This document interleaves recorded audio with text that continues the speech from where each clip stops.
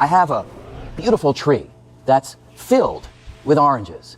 And I ask myself, what is the orange made of? How do I answer that question? Well, I want to look deeply inside the orange, so I magnify it. And I magnify it again, and if I keep on doing it, deep inside, sooner or later, I begin to see molecules come into view. But molecules are not the end of the story, because the molecules, I can enlarge them. And if I make them big enough deep inside, I begin to see atoms.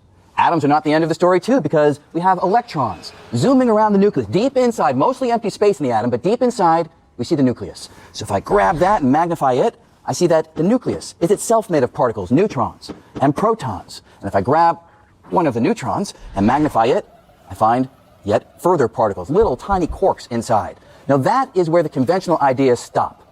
String theory comes along and suggests that inside these particles there is something else. So if I take a little quark and I magnify it, conventional idea says there's nothing inside, but string theory says I'll find a little tiny filament, a little filament of energy, a little string-like filament. And just like the string on a violin, I pluck it and it vibrates, creates a little musical note that I can hear. The little strings in string theory, when they vibrate, they don't produce musical notes, they produce the particles themselves. So a quark is nothing but a string vibrating in one pattern. An electron is nothing but a string vibrating in a different pattern. A neutrino, nothing but a string vibrating in a different pattern still.